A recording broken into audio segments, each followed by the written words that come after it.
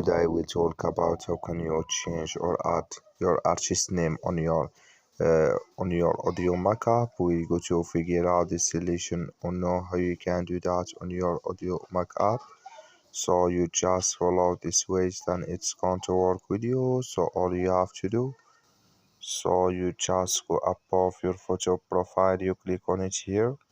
When you just click here on photo profile, it's going to take you to this list here. Then all you have to do now, just click here on this sign. When you just click on it, then it's going to take you to this list here, to this list. Then you just click here on artist name, you just click on it here.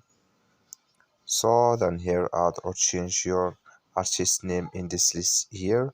When you're done, so when you're done here, just go above here, save, click on it.